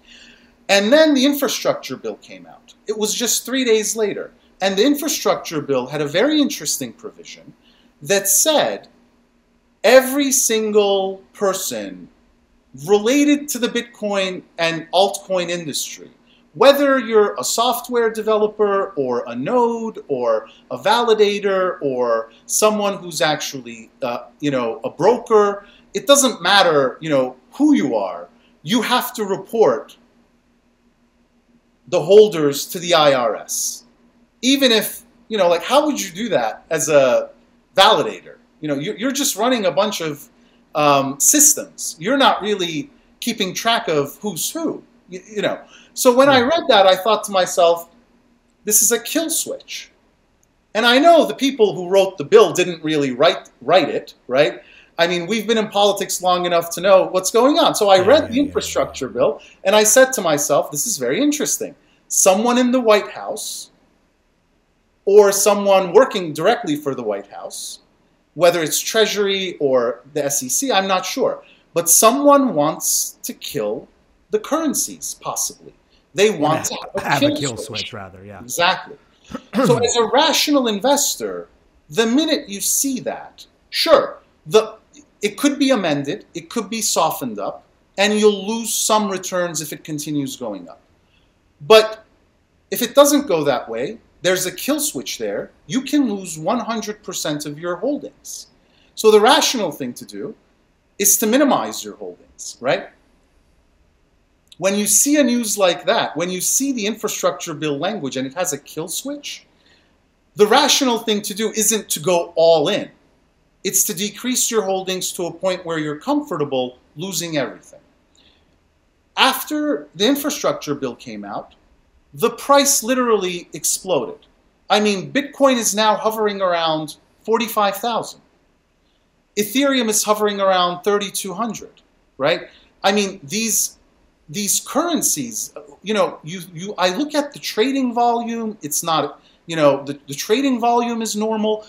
The question is, just to simplify this, who in their right mind out there is pumping money into these currencies and driving the price up when they're reading news articles, or perhaps they're not reading it, where the product can be killed by the government, right? And that's what scares me, because that tells me that it's not institutions that are going into this en masse. It's not pension funds. It's not sophisticated high net worth investors. It's ordinary people. They look at the news. Oh man, Bitcoin is going to 65,000 again. Oh God, Ethereum's going to go to 4,000 again. I'm going to get rich, right? Tech savvy, under 40, lots of debt, bogged down by student loans their whole lives.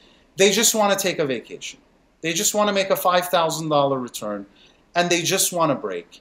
And the lesson, unfortunately, that they've learned through the past 20 years of economic destruction in America isn't, unfortunately, what I would have wanted that lesson to be, which is, let's be progressive activists and put $20 into political campaigns for progressives, go to progressive meetings on the weekends. That's not the lesson they took out of it. That's not the lesson the under 40 crowd took from the last 20 years of economic destruction in America.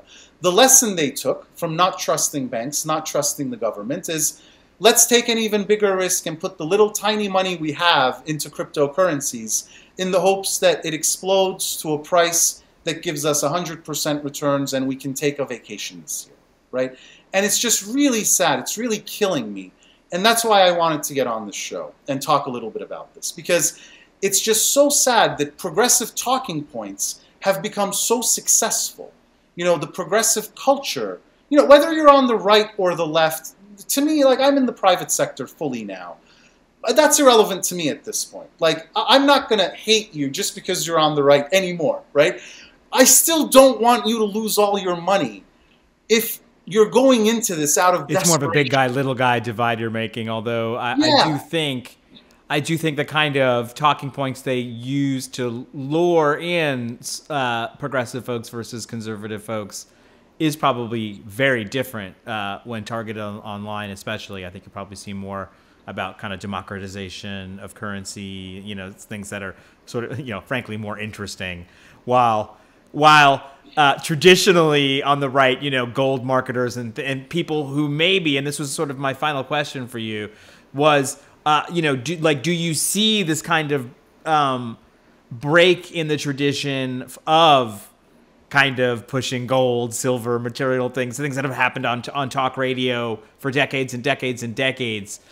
Do you see this push towards maybe getting some progressive folks would talk about decentralized currency, etc., as being something new, you know, a new development of the old, or are we really sort of, this is just the new way to do the thing? So that's the thing. I mean, you know, let's go there. So Senator Lummis, for example, from Wyoming, she explained that she owns Bitcoin. She's a Republican, and she explained that she owns Bitcoin and that she wants every American to put their retirement funds into Bitcoin. And that's sort of where the cryptocurrency industry is trying to go. Because if you can't get pension funds, if you can't get, you know, 401ks, if you can't get people in America who are retiring into this field, the more sophisticated investors into this field, it's going to die out in the long run, right? It's going to be a gimmick, a sideshow. And so there is this push to get this thing to be more accepted. And what does that say about the issues that you're talking about? Well, I think the problem is, you know, for cryptocurrencies to do what progressives actually want, and Elizabeth Warren came out and said, for example, that she thinks it can, you know, be wildly successful in helping the rural poor get access to banking services, right? And that's really the heart of how this craze started, in a sense, right? I mean, the idea is that banks and financial institutions have crushed the little guys so much. Why should we give them a commission every time we want to engage in banking services or transactions, right? That's at the heart of the cryptocurrency idea. I'll do you one better. I'll talk a little bit about like why this piqued my interest a year ago. It's funny. It makes me feel like postal banking is maybe the thing that could fulfill that need in a big way. Absolutely, but postal banking is going to be limited in its function, whereas if cryptocurrencies take off and everyone can use it, then, you know, it's much more, it'll make people's lives a lot better than postal banking would, right? Because you can engage in all kinds of transactions without the need for a bank in your town, so to speak, right? Without having to pay high fees. As a little guy, you're making $1,000, $2,000 a month. $200 is just going to overdraft fees, checking accounts, all of that stuff. Yeah. So there is a promise there, and I'll do you one better. Like what attracted me, and what, you know, a year ago, coming out of, you know, trying to refocus back on Aslan Capital, leaving the political campaign, what attracted me to this field was the global promise. If we leave America for a second, countries around the world are suffering from related party transactions. To simplify this, in a third world country, in a second world country, you know, if you're even a well-to-do middle-class person, you have your savings in a bank, you know, the Minister of Finance's cousin is in charge of the bank, most likely, giving out loans to his girlfriend and all of his friends. They're all billionaires thanks to your savings. And then those banks, you know, go under every 10 years, right? So in a lot of countries around the world, this is why, you know, people, the laws are very weak. Their financial system has very little trust. Ours has a lot of trust, comparatively. And because of this, you know, you have hyperinflation around the world. You have, you know, meaning you need to carry a bag full of bills to the grocery store in order to get bread, right? You have hyperinflation. You have banks going under. Your savings are in danger, on and off. You know, there's complete financial chaos. So I would love nothing more than for cryptocurrencies to be sort of, I wouldn't say the new gold and silver and how they're getting pushed by the right and on TV, but the old gold, you know, like a couple of 100 years ago, where it really was safe compared to like something you can rely on. So you really do like the technology behind. Like every state in America was issuing its own currency. Like, would you rather rely on that in the 1700s or on gold, right? Look, the Articles of Confederation are not fair game on this show. We do not go negative on the Articles of Confederation. We find it to be a fine document. Ben Franklin was a good man. You got it. But the point is, you know, I would love nothing more than for people around the world to, in Thailand, in Turkey, in Africa, to say, you know, in say Zimbabwe, to say, you know what, I don't trust my financial institutions or my government. They're all cousins of each other. Or my banks. They're all related to each other. They're probably going to take all of my money at some point. So I would rather convert it to cryptocurrency, dollars possibly, and make sure it's held in the United States, right? Keep it safe forever, right? I would love nothing more than for the savings of poor people and middle-class people around the world in second and third world countries to be safe under the bosom of our legal system in America, which can be pretty draconian when there's outright fraud. The problem is that the crypto industry, even in the United States, is completely unregulated. I mean, you know, this is why, yes, you know, people are trying to push crypto the way they were trying to push gold years ago, as sort of like where the safe haven is, you know, where the value is. And I understand all of that, but at the same time, You know, when you have no regulation at all, when commodities trading seems to be a lot safer than crypto trading, which is shocking to say, but it's true because you at least have some regulation. You have regulations around commodities trading.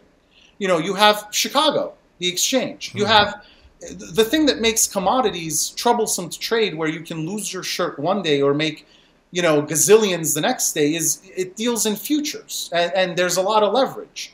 So the margins are high. But commodities, you know, I trust commodities trading more than I trust crypto trading, because it's just, crypto is completely unregulated, and you never know if you're going to be the victim of a pump and dump scheme.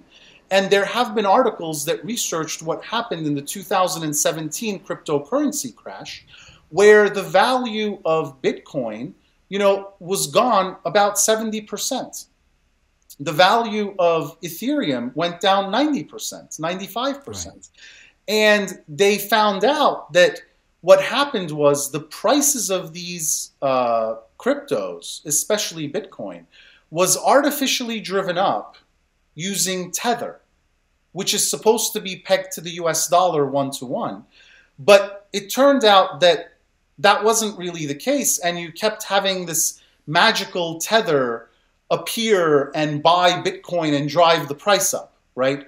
Without really having the liquidity behind it that really makes it 1-to-1 with the US dollar. So just making this big bubble, yeah. Just making this big bubble. So, you know, nobody wants that. You don't want to be part of a pump and dump. And, you know, in order to get away from all of that, in order to make not just cryptocurrencies take off in the world and possibly help the rural underprivileged, or, you know, underprivileged folks in second and third world countries, help people keep their savings safe, help them, you know, make sure that they're transacting, that they have access to banking and finance with minimal fees and minimal hassles. In order to make all of that happen, you need a ton of regulation in the field. You need all kinds of regulation. And I know it scares a lot of people in the field, but this is why in the long run, I'm bullish on this technology. And in this field, I'm just not sure if Bitcoin, Ethereum, if they're going to be around, you know. But the underlying technology and the idea of a cryptocurrency, I think it's here to stay. And I think it can do a whole lot of great things around the world. And I see what it's going to do. But in order for that to happen, it has to be a completely regulated market. And I would just encourage people to think of the stock market, which I see as probably the greatest invention in, you know, one of the greatest inventions in American history.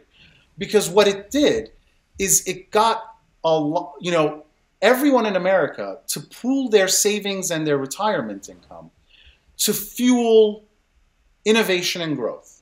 I mean, if you have multinational corporations in every single country around the world that are US based, it's because of that capital that was accumulated, that was put into the stock market, and that propelled things in the future. I mean, each time there is a bubble that and it only ends up hurting small people, though. You know, I think, like, you know, the South Sea bubble for the London Exchange is one of the first ones where, you know, where women were investing, ordinary people were investing. Where I'm going with it is large shirts lost. But, you know, it's up until the Great Depression, yes, you know, like it would go from 100 to 0, just like the cryptocurrency market today. But when you look at the crashes over the past 30 years, I mean, if you're not in a crunch, if you're not an ordinary mom and pop investor trying to play the stock market, which God forbid you should not do, you know, if you're a professional investor, you wait it out. And it's never the case that it goes, you know, unless there's fraud in the company that you invested in. If you've diversified your holdings enough, you know, one company might have fraud issues, a couple of companies might have bankruptcy issues. The other 1,000 companies you invested in will bounce back, right? So you will get more, you know, if you were lucky enough to not sell in the 2008-2009 financial crisis, you would have seen a pretty penny in all of the stocks. If you have money, yeah. If you have enough money to sit. But why are you playing this game if you don't have money and if you can't wait it out 10 years, 20 years? You shouldn't be doing any of this if you're a professional, unless you're a professional investor. And the point here is the reason the stock market has all of these pension funds invested in it and all of these professional investors invested in it is because you have all of those regulations. That's what led ordinary Americans indirectly to pour money into the stock market. Fraud is just, it's not commonplace, right? That's not the case with crypto. You don't know what you're getting. It's completely unregulated. And for it to do the things that we want it to do and to realize its promise, its progressive promise, if you will, the promises that it's making to ordinary people. Democratize, money. Democratize finance, to get it away from big banks and financial institutions, to cut out the middleman. If it's going to meet those promises, it has to be very heavily regulated, and then we can see it truly taking off. But we're not there yet. Even if these regulations are passed, it's going to be years before the SEC, the Treasury, gets their hands around it and guides it into being a mature market. And once the anonymity aspect decreases, once crypto holders have to reveal who they are, the question is that going to completely kill a lot of these coins out there, a lot of these cryptocurrencies? And if that can happen so easily, then do they really have any underlying value other than the technology that we talked about a little bit? So those are all questions that are outside the scope of what we're talking about. But just ask questions. Just to sort of like to just think about this, globally. If you're a progressive, if you're hearing a lot of the same talking points that you kind of grew up with over the past 20 years being propagated by people pushing cryptocurrencies through ads, through influencers, through celebrities, if you're reading the Associated Press about how Amazon is going to accept Bitcoin payments by the end of the year, and they have an ad out there for someone to take a job to facilitate that, just be skeptical. Keep in mind that this is a highly unregulated market. And just because someone is talking about the world and about finance in a way that makes sense to you using your language doesn't mean that they're your friend or that they have your best interests at heart. It doesn't mean that, or even that they know what they're talking about, right? Because a lot of the people in this field are, people who are not coming from professional finance or asset management or investing. Look, this is, outside my comfort zone, but it's good to have to talk about how this stuff works. And so I appreciate you walking us through it. And this is encouraging me to get much smarter about it. And maybe we'll have you back on and we can talk about where things are going. And we'll have an even more informed point of view. That sounds good. And stay safe. Yes. Bye. Take care. La imagen por la cual vale la pena arriesgar la vida, sacrificarse hasta la muerte en los campos de batalla de todos los continentes del mundo.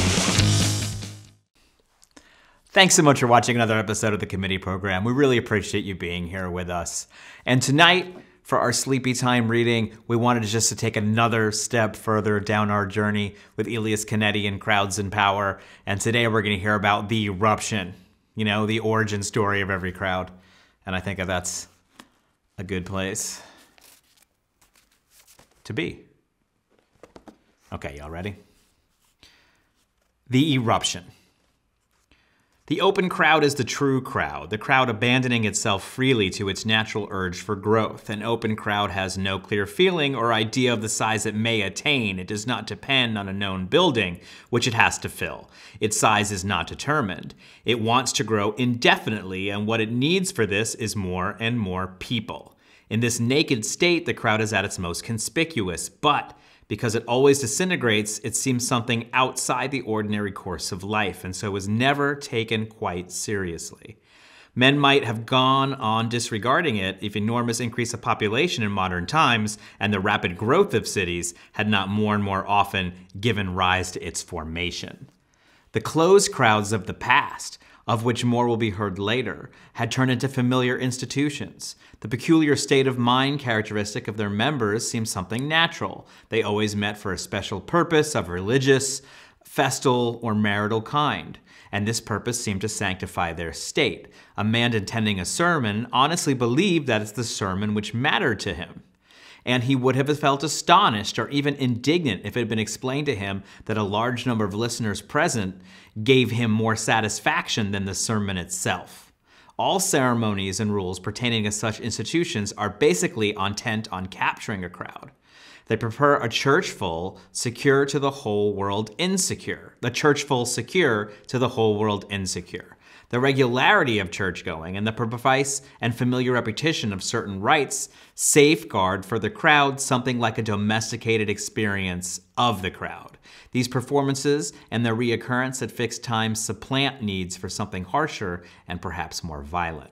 Such institutions might have proved adequate if the number of human beings had remained the same, but more and more people filled the towns, and the accelerating increase in the growth of populations during the last few centuries continually provided fresh incitements to the formation of new and larger crowds, and nothing, not even the most experienced and subtle leadership, could have prevented them from forming in such conditions. All the rebellions against traditional ceremonial recounted in the history of religions have been directed against the confinement of the crowd, which wants to feel the sensation of its own growth again. The Sermon on the Mount in the New Testament comes to mind. It is enacted in the open, thousands are able to listen, and there is no doubt that it is directed against the limiting ceremoniousness of the official temple. One remembers a tendency of Pauline Christianity to break out of the national and tribal boundaries of Judaism and become a universal faith for all men. One remembers the contempt of Buddhism for the caste system of contemporary India. The inner history, too, of several world religions is rich in occurrences of a similar kind. The Crusades developed into a crowd formation of a magnitude no church building of the contemporary world could have held. Later, whole towns became spectators for the performances of the flagellants, and these, in addition, wandered from town to town. Wellesley, in the 18th century, based his movement on sermons in the open air. He was perfectly aware of the importance of the enormous crowds which listened to him, and sometimes in his journals, he worked out the numbers of those who were able to hear him. Each eruption from a closed locality means the crowd desires to regain its old pleasure in sudden, rapid, and unlimited growth. I designate as eruption the sudden transition from a closed into an open crowd. This is a frequent occurrence, and one should not understand it as something referring only to space. A crowd of 10 seems to overflow from some well-guarded space into the squares and streets of a town where it can move freely, exposed to everything and attracting everyone. But more important than this external event is the corresponding inner movement. The dissatisfaction with the limitation of the number of participants, the sudden will to attract, the passionate determinations to reach all men. Since the French Revolution, these eruptions have taken on a form which we feel to be modern. To an impressive degree, the crowd has freed itself from the substance of traditional religion and has perhaps made it easy for us to see it in its nakedness, in what one might call its biological state, without the transcendental theories and goals which have been inoculated upon it. The history of the last 150 years has culminated in a spate of such eruptions. They have engulfed wars, for all wars are now mass wars. The crowd is no longer content with pious compromises and conditionals. It wants to experience for itself the strongest possible feeling of its own animal force and passion. As means to this end, it will use whatever social pretexts and demands offer themselves. The first point is to emphasize that the crowd never feels saturated. It remains hungry as long as there is one human being it has not reached. One cannot be certain whether this hunger will persist once it really has absorbed all men, but it seems likely. In efforts to endure, however, somewhat impotent. Its only hope lies in the formation of double crowds, measuring itself against the other. The closer in power and measuring the rivals are, the longer both of these crowds can stay alive. He describes it almost sort of like a bubble, like a precious thing, you know? And that once it kind of achieves this purpose, it pops into non-existence, the crowd dissolves, people remember who they are. I do like this idea, if you can suspend two crowds, though, that have the same force and energy, that just in their rivalry of one another, these two organisms, that you can actually keep even this more open crowd going. That's interesting. And that's interesting as something that can definitely have an application online. These are not the thoughts to have before one goes to sleep, though. These are the thoughts to have when one is having trouble sleeping, racing thoughts all night. So maybe that's our destiny tonight. Let's all stay up and think about this. Good night.